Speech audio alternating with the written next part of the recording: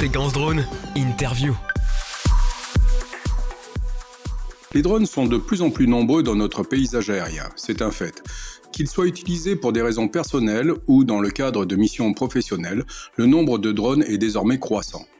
Toutefois, cette augmentation de vecteurs aériens, de tous ordres, de toute taille, de toute vélocité, ne va pas sans poser de problèmes en matière de sécurité, notamment avec le risque d'abordage lié à cette augmentation rapide du trafic aérien télépiloté. Un homme s'est intéressé à cette problématique. En 2016, il crée une société dédiée à la sécurité aérienne et développe un système embarqué pour les drones. Son ambition ? Apporter à l'industrie du drone son expérience acquise dans le développement de logiciels pour l'aéronautique habitée. Mon invité du jour, Valentin Brossard, cofondateur de la société Ionos, répond aux questions de Fréquence Drone. Bonjour Valentin. Bonjour Thierry, et ravi d'être sur Fréquence Drone. Merci beaucoup. Alors Valentin, tu as eu un parcours bien ancré dans le monde aéronautique puisque tu as travaillé dans ce domaine bien avant de te lancer dans les drones. Quel est ce parcours ? Alors Thierry, j'ai commencé, en fait juste après ma sortie d'études, j'ai commencé à travailler sur des problématiques aéronautiques parce que c'était ce que je souhaitais faire, et notamment dans le développement de logiciels pour l'avionique habitée. Et en particulier, j'ai travaillé sur le programme A350, sur le développement de la centrale inertielle de l'A350 avec Thales. Et donc ça a été vraiment une belle découverte pour moi parce que c'était premièrement le moyen de travailler dans un domaine qui me plaisait, et deuxièmement ça a été vraiment un moment où j'ai été confronté à toute cette problématique de fiabilité, de sûreté qui me suit jusqu'à aujourd'hui dans mon parcours. Et j'ai vraiment appris à développer des logiciels extrêmement sûrs et extrêmement fiables, et l'importance que ça pouvait avoir dans le contexte aéronautique. D'accord. Mais avant de créer Ionos, tu avais aussi participé à la conception d'une caméra volante dite autonome destinée au suivi de sportifs, qui est plus connue sous le nom de ExoPlus. Ouais, tout à fait. C'était une très belle aventure. Il y a différentes raisons qui m'ont poussé à travailler sur l'ExoPlus. Le premier, c'était effectivement d'être plus proche de la machine. C'était un petit peu la vision du passionné d'aéronautique. C'était sur un A350, finalement on voit pas beaucoup l'avion voler, tandis que quand on allait s'intéresser à un drone, à une caméra volante, là, on allait être beaucoup plus proche de la machine. Et donc, c'était un moyen d'assouvir un peu cette volonté de voir les choses voler, et aussi d'élargir les compétences sur le système, d'être moins focalisé uniquement sur la partie logicielle, mais aussi sur d'autres éléments du vecteur drone. Et un autre aspect, c'était qu'il y avait une vraie conviction sur l'écosystème drone. C'était vraiment le balbutiement, c'était vers 2013, c'était le balbutiement un petit peu du drone industriel. Et il y avait une vraie conviction sur le fait que ça allait être quelque chose de très grand dans les années à venir, et ça m'a donné envie de participer à ce projet-là. En plus, il y avait une équipe qui était vraiment super, et donc c'était facile de faire ce choix-là. Et se lancer dans l'aventure de la construction d'un drone n'a pas dû être d'une très grande simplicité. En 2016, la réglementation aérienne était encore balbutiante et ce n'était pas vraiment adapté pour tous ces nouveaux usages. Qu'as-tu pensé lorsque tu es arrivé dans ce domaine des drones ? Alors, je dirais que la première chose qui m'a frappé, c'est à quel point les personnes qui travaillaient dans le domaine du drone avaient un éventail de compétences très importantes. C'était vraiment impressionnant de voir que les gens qui travaillaient dans le drone, ils avaient à la fois des compétences en mécanique, à la fois des compétences en électronique, mais aussi des compétences dans le développement logiciel. Et ils avaient vraiment, ils étaient bons en tout en fait, mais pas vraiment experts dans un domaine. Et donc c'était vraiment intéressant de voir cet éventail de compétences et tout le potentiel qu'il pouvait y avoir dans l'écosystème drone à travailler en profondeur ces différents aspects. Donc ça, c'était le premier point. Le deuxième, c'est l'éventail des usages. C'est-à-dire qu'on parle de surveillance de linéaire, qu'on parle de livraison, qu'on parle de tout un tas de domaines, et même le transport de passagers. C'était vraiment quelque chose de très excitant. Et enfin, le champ des possibles dans ce sujet-là, c'est-à-dire que tout était à créer, à la fois d'un point de vue réglementaire, à la fois d'un point de vue technique et d'un point de vue business, tout était à créer. Et donc c'était vraiment quelque chose de très excitant. Et est-ce que c'est là que tu as pris conscience, par ton expérience passée, des problèmes liés à la sécurité des vols en drone ? Oui, tout à fait. Alors, c'est forcément une problématique à laquelle j'étais déjà sensible suite à mon expérience dans l'aéronautique habitée. Mais il y a eu une évidence, en fait, dans le sujet du drone, parce que on allait aller vers des opérations critiques, c'était une évidence, que ce soit pour des opérations à grande élongation, des opérations de transport en milieu urbain, de choses de ce type-là. Et donc, il allait y avoir un besoin de safety. Et ce besoin de safety, on se sentait en fait en mesure de l'adresser grâce à notre expérience. Et donc, c'est vraiment ça qu'on a trouvé très intéressant. Et en plus, maintenant, ce qu'on voit, c'est que la réglementation et les autorités ont vraiment pris ce chemin de renforcer la sécurité des vecteurs aériens pour permettre des opérations plus larges et en plus grand nombre. Alors, la société Ionos a été conçue en 2016. Tu en es le CEO et je crois savoir que tu as été en partie accompagné par la société Sogilis, pour laquelle tu étais salarié et dont Ionos aujourd'hui est la filiale. Pas trop difficile le parcours de créateur d'une telle entreprise ? Pour le sujet de Sogilis, ça a surtout été une grande aide au début. C'est-à-dire qu'on est sur des développements, dont on parlera un petit peu plus tard, on est sur des développements qui sont assez longs, qui représentent des budgets vraiment importants. Et ça aurait été très très difficile de se lancer sans Sogilis. En plus, il y a vraiment une très forte logique à travailler avec Sogilis parce que c'était grâce à eux que j'avais pu travailler sur le projet ExoPlus, c'était grâce à eux que j'avais pu travailler sur le projet A350. Donc il y avait une vraie logique de continuité, c'est une vraie discussion qu'on a fait ensemble. Et donc c'est forcément difficile de lancer une entreprise de ce type-là parce qu'il y a tout le temps de nouvelles compétences à acquérir, de nouvelles choses à faire qu'on ne maîtrise pas du tout. Mais par contre, l'aide de Sogilis a été vraiment très importante. Et après, il y a toujours la joie de l'équipe aussi qui est super importante. Ouais. Donc aujourd'hui, Ionos vole de ses propres ailes, même si Sogilis fait toujours partie de Ionos. Mais peux-tu nous expliquer ce que propose Ionos ? Oui, tout à fait. Alors Ionos, on a vraiment vocation à aider les constructeurs à répondre aux exigences réglementaires. Et ça se traduit par la proposition de deux produits globalement qui sont des autopilotes, donc des contrôleurs de vol, des autopilotes, des logiciels embarqués qui sont conformes à des standards aéronautiques. Et donc, pour tous les opérateurs qui vont avoir un besoin de fiabilité important, nous, on va leur dire, sur l'aspect logiciel du contrôleur de vol, nous, on peut vous apporter des choses. On a déjà des produits et on peut vous aider également à modifier ce qu'on a pour vous permettre d'aller plus rapidement à une mise en conformité avec les réglementations, tout simplement. Donc, on est vraiment là pour aider les constructeurs à répondre de manière le plus efficace possible aux exigences réglementaires sur la partie logicielle d'autopilote. Donc vis-à-vis de la réglementation, effectivement, on va y revenir. Mais donc ta société, elle a pour ambition de rendre les drones plus sûrs, hein, c'est bien ça. Mais dans quel but alors ? Il y a différents sujets. C'est-à-dire que la fiabilité des drones, c'est primordial parce que si on va vers des opérations très répandues, soit en France ou dans le monde d'ailleurs, on aura forcément un risque de crash plus important. C'est-à-dire que si vous réalisez une opération une fois, le risque de crash va être relativement faible. Si cette même opération, vous la faites 1000 fois dans le mois, forcément, le risque va être plus important. Donc, l'augmentation de l'usage du drone fait que le risque lié au drone est plus important. Et donc, il y a un besoin de les rendre plus sûrs. Et donc, rendre les drones plus sûrs, c'est une manière de permettre au drone de réaliser un petit peu sa promesse, c'est-à-dire d'avoir des opérations qui sont répandues, qui sont courantes, régulières et le plus fréquent possible. C'est vraiment un moyen de rendre les opérations possibles, en fait, améliorer la sûreté des drones. Tout à fait. Et justement, l'évolution de la réglementation pour l'utilisation des drones te conduit naturellement à proposer des concepts novateurs. Notamment, on en parle aussi du télépilotage automatique certifié. Pourquoi se retourner vers des solutions de télépilotage automatique certifié ? Alors, en réalité, ce sujet certifié, moi, je trouve que c'est passionnant, mais il y a tout un tas de sujets.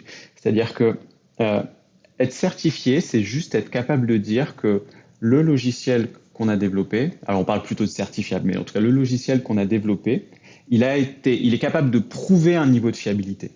Ça ne veut pas nécessairement dire qu'un logiciel certifiable est plus sûr qu'un autre logiciel.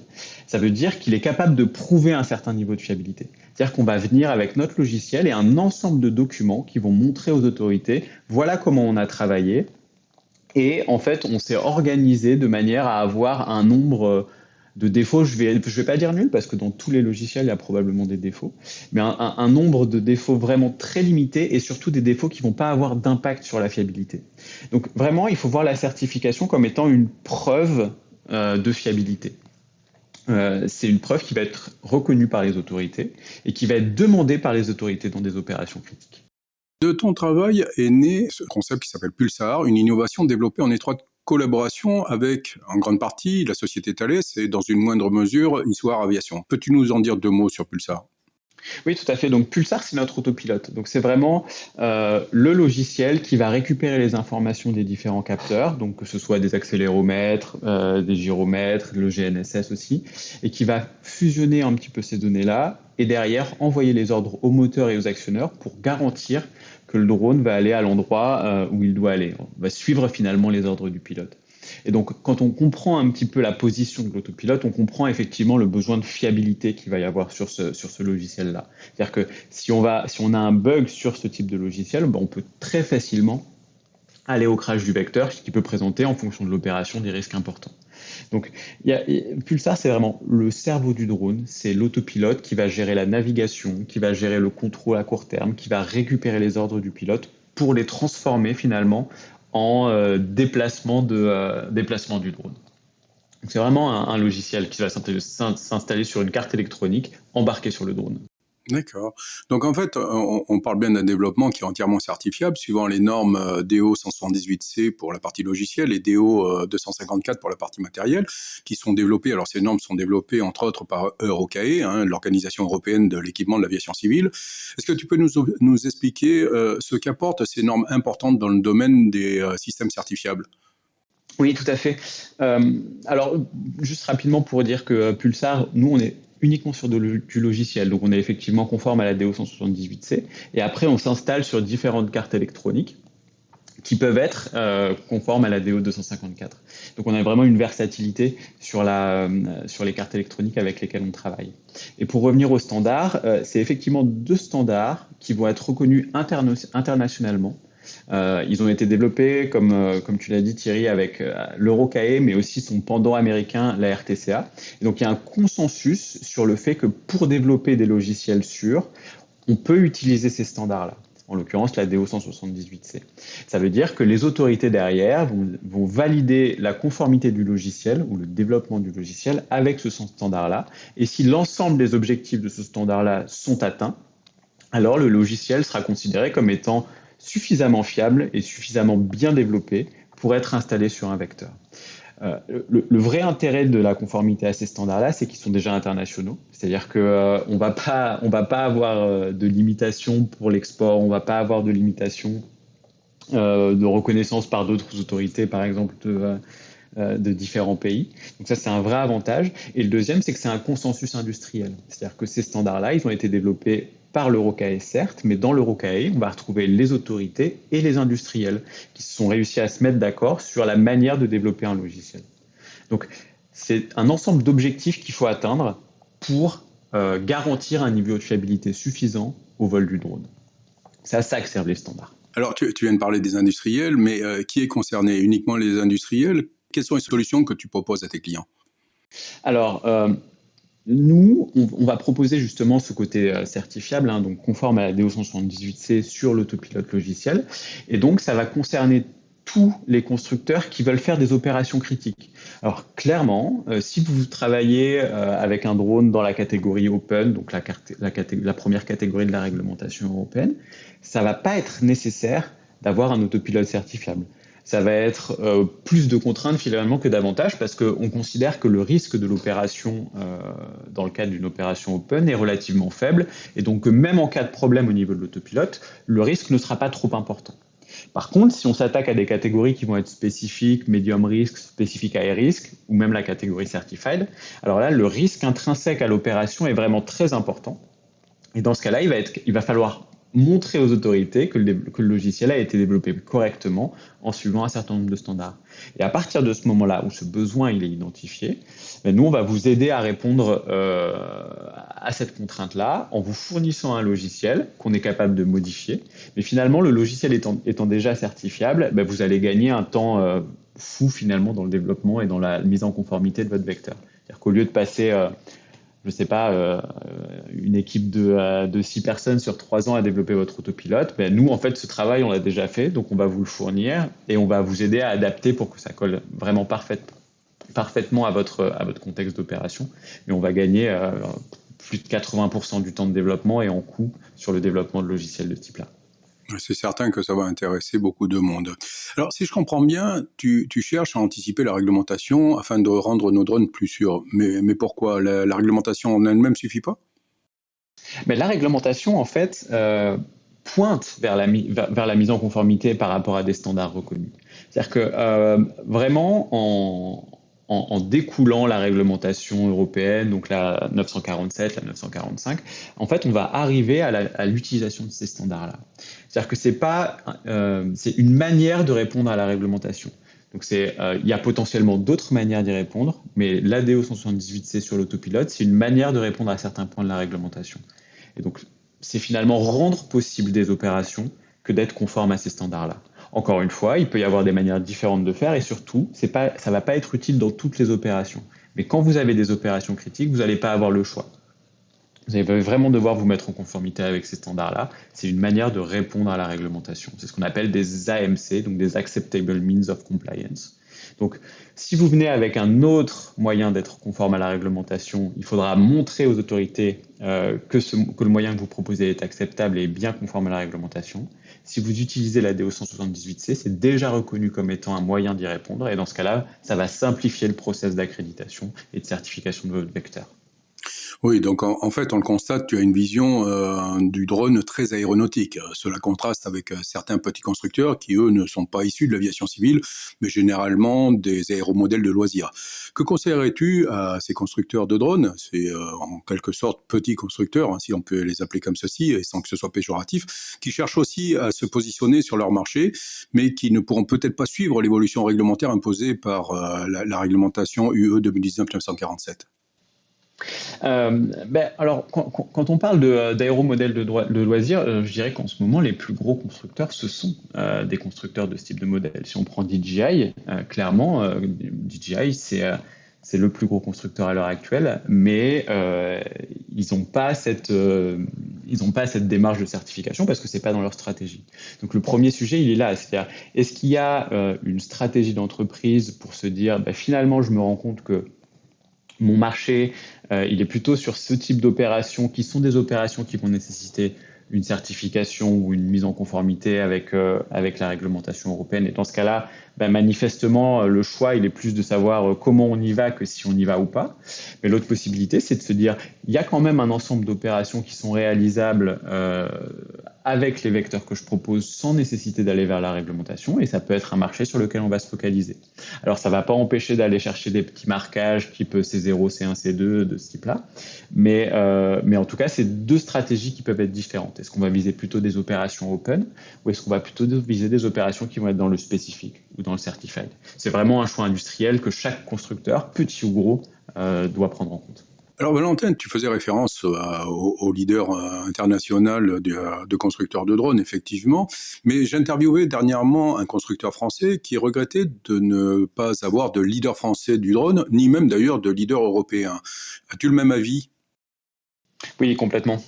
Complètement, je vois bien à qui tu fais référence. J'avais écouté son interview également. C'est-à-dire que ce qui est encore plus frustrant, c'est qu'effectivement, on ne va pas avoir un leader français très très fort dans le drone. On a des entreprises qui sont de taille vraiment intéressante, mais on n'a pas ce leader européen ou ce leader mondial. Et c'est très frustrant parce qu'en fait, toutes les compétences sont là. Et donc, effectivement, je pense qu'il y a des choses à faire. Il y a déjà des choses qui sont faites. Bastien, que tu avais interviewé de Delair, a participé à la création de la DIF. Yonos en est également cofondateur. Il y a vraiment une volonté en tant que constructeur et équipementier de drones en France de se rassembler pour pouvoir justement construire un petit peu ces leaders européens. Je pense aussi que ça fait partie un peu de la structuration d'une filière qui doit encore être structurée, c'est-à-dire qu'il va probablement y avoir des rassemblements entre différentes entreprises pour pouvoir avoir une taille critique supérieure, pour pouvoir fournir des meilleurs produits dans des domaines précis. Donc il y a un besoin de structuration de la filière et c'est ça, à mon sens, qui donnera des leaders français ou européens. Puisque tu parles de structuration de la filière, effectivement, comment vois-tu l'avenir du drone en France? Je pense que La France, c'est un pays quand même aéronautique. Je crois que c'est le troisième pays avec le plus grand nombre de télépilotes. Je pense que, alors je suis pas un spécialiste, mais là, en termes d'aéromodélisme, c'est un des plus grands pays du monde. Je pense qu'il y a cette passion un petit peu nationale pour l'aéronautique qui fait que le terreau est propice pour un essor du drone en France. Il faut que les industriels s'approprient ces réglementations européennes, qui sont, à mon sens, plutôt une chance qu'une contrainte. Et derrière, les opérations viendront par elles-mêmes. C'est-à-dire qu'on parle, il y a pas mal de sujets sur l'acceptation sociale, il y a pas mal de sujets. Mais je pense que le vrai problème, il est là et il est passager. C'est vraiment l'adaptation face aux nouvelles règles européennes. On voit qu'il y a des choses qui ne sont pas encore complètement prêtes, même si on y voit de plus en plus clair. Mais c'est une histoire de, peut-être pas de mois, mais en tout cas de petites années, avant d'avoir un environnement clair et des drones qui vont répondre aux nouvelles exigences de la réglementation et qui vont pouvoir permettre, et c'est ça le rôle de la réglementation européenne, de répondre les opérations et de les rendre plus fréquentes et plus nombreuses. La sécurité des vols télépilotés concerne tous les types de drones. Donc, est-ce que tu peux nous expliquer en quoi tes produits peuvent intéresser les constructeurs et voire les utilisateurs de drones dits de longue élongation, appelés les OGE? Oui, tout à fait. En réalité, nous, ce qui nous intéresse, c'est toutes les opérations qui sont critiques, donc qui ont un risque fort. Et c'est le cas des opérations de longue élongation, parce qu'en fait, on va plus voir le drone. Donc, à partir du moment où on voit plus le drone, on va moins être en mesure de réagir lorsqu'il y a un souci. Et en fait, ça crée un risque qui est inhérent à l'opération. C'est-à-dire qu'en cas de problème, il y a plus de risques que ça se termine mal si on voit pas le drone que si on le voit. Et donc, c'est aussi qu'on va être amené à survoler plus de zones peuplées ou partiellement peuplées. Et donc, il y a un risque qui est plus important. À partir du moment où le risque est plus important, on va devoir investir sur la fiabilité du drone, on va devoir répondre à des réglementations plus exigeantes, parce que c'est ça l'approche européenne, c'est que plus l'opération est risquée, plus on va avoir des contraintes sur le vecteur. Et donc, parmi les contraintes qu'on va imposer au vecteur, il y a une conformité avec des standards aéronautiques. Et c'est là que nous, on rentre en jeu. Quand vraiment les constructeurs se sont dit, effectivement, pour mon marché, j'ai besoin d'avoir un niveau de fiabilité supérieur, la réglementation m'impose de répondre à ces standards-là, je ne suis peut-être pas capable de le faire par moi-même, Ionos peut m'aider sur la partie autopilote. C'est vraiment à ce moment-là, en fait, c'est ça la démarche qu'il va y avoir. C'est-à-dire que nous, si on peut proposer notre autopilote à certaines personnes, mais s'ils n'ont pas fait cette démarche-là, ça ne va pas marcher parce qu'il faut qu'il y ait un besoin business derrière.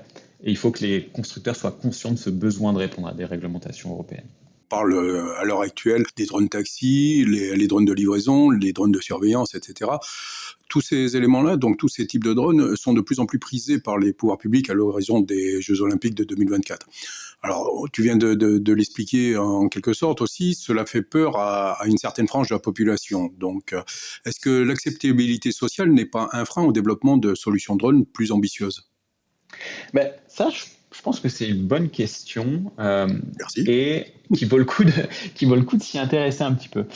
Moi, j'aime bien traiter cette question par le rapport qui a été fait par l'EASA, je ne me souviens plus trop de l'année, mais c'est peut-être du 2021 ou quelque chose comme ça, sur justement l'acceptabilité sociale des drones. Et en fait, on se rend compte que les gens sont plutôt prêts à ça, mais qu'il y a deux choses qui leur font peur. C'est le bruit et la safety. Et donc, en fait, ce qu'on voit, c'est qu'on peut quand même bien comprendre que personne n'ait envie que des drones leur tombent sur la tête et que personne n'a envie d'être réveillé le matin par je ne sais combien de drones qui vont passer au-dessus de sa tête. Et donc, en fait, cette acceptabilité sociale, elle n'est pas liée finalement à l'outil drone en tant que tel. Il va plutôt être lié aux contraintes que pourrait apporter l'usage du drone à proximité finalement des riverains. Et donc, apporter de la fiabilité à ces vecteurs et bien sûr s'intéresser aux problématiques de bruit, c'est un vrai sujet. Et c'est par là que ça passera finalement l'acceptabilité sociale. Donc, disons que quand on parle d'acceptabilité sociale, il y a le risque de mettre un petit peu tout dans le même panier en disant j'aime pas les drones, tout ça. Mais en fait, cette étude de l'EASA nous permet quand même de voir que les points les plus importants, c'est vraiment la fiabilité des vecteurs et le bruit des vecteurs. Donc on refait le point là, c'est-à-dire que Si on n'arrive pas à avoir une fiabilité des vecteurs, les opérations ne seront pas autorisées par la réglementation. Mais pourquoi elles ne seront pas autorisées par la réglementation ? Parce que, justement, ça posera un risque important sur les citoyens européens. Et donc, en fait, ça se boucle. C'est-à-dire que si on n'avait pas cette réglementation-là, on aurait peut-être des drones qui voleront en milieu urbain, mais qui ne seraient pas fiables, et donc qui tomberaient sur les gens, et donc finalement on arriverait à interdire l'utilisation des drones. Donc il ne faut pas voir la réglementation comme étant une contrainte, il faut voir la réglementation comme étant un moyen d'avoir une utilisation pérenne des drones dans des environnements potentiellement urbains. Et c'est tout à fait juste, et je suis un fervent défenseur aussi de cette réglementation. Alors dis-moi, tes développements seront-ils présents dans tous les drones du futur ou simplement à la demande des clients qui pourront les intégrer ? Non, l'idée c'est vraiment d'avoir une utilisation très large de nos produits à partir du moment, encore une fois, où l'opération est critique. On n'a pas une vocation à être installé sur des drones qui vont peser une centaine de grammes parce que le risque n'est pas forcément très important. Mais par contre, sur tous les drones avec des opérations critiques, vol urbain, vol à grande élongation, pourquoi pas à terme le transport de personnes, là il y aura une vraie utilité à avoir ce type de logiciel. En fait, ce sera même pas un plus pour les constructeurs, ce sera une obligation. Alors, je ne dis pas qu'on est les seuls fournisseurs de ce type de solution. Les constructeurs peuvent aussi potentiellement le développer par eux-mêmes. Mais en tout cas, il y aura cette contrainte d'être conforme à des standards internationaux. On peut apporter une réponse à ces problématiques-là. Il y en a probablement d'autres. Mais en tout cas, tous les drones du futur seront conformes aux standards internationaux. Et est-ce qu'on pourrait rajouter une question en disant que ce genre d'application de logiciel pourrait être une réponse dans les études d'analyse de risque de type SORA ou PDRA, voire LUC ? Absolument, c'est absolument ça. On voit qu'à partir du SAIL, on va dire 3 et 4, on va avoir besoin, en fait, on va pointer vers l'ACL et l'UAS qui derrière, en fait, cache l'ADO 178C. Donc il y a quelques paragraphes dans la CSLUAS qui, par une suite de documents, parce que c'est jamais ultra simple, mais pointent vers les standards à répondre pour être autorisé à voler.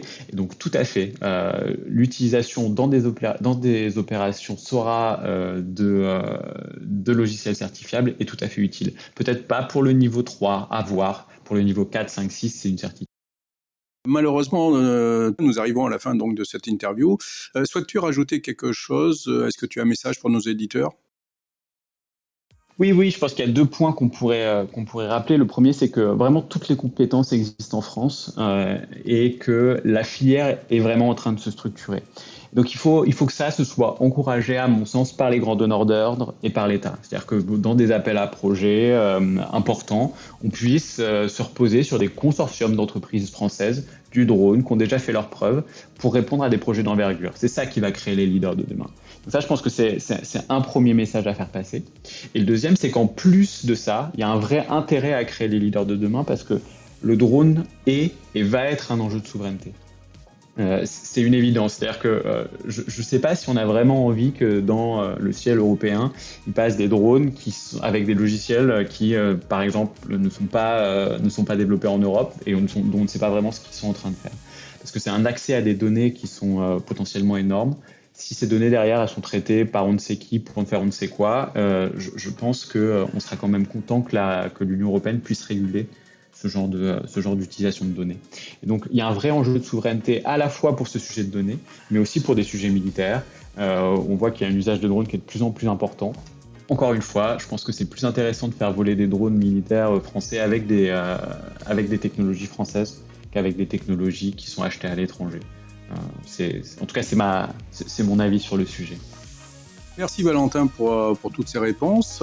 Si vous aussi, chers auditeurs, vous souhaitez vous exprimer sur l'antenne de Fréquence Drone, notre micro vous est ouvert. Pour ce faire, vous pouvez contacter via notre site internet Fréquence Drone ou notre boîte mail contact@fréquence-drone.fr. Vous pouvez nous laisser vos messages ou vos demandes d'interview. Un très grand merci à toi Valentin. Merci beaucoup Thierry et merci pour ton travail. Je t'en prie. Merci beaucoup. Au revoir. Au revoir. Une interview réalisée par Thierry Mort pour Fréquence Drone.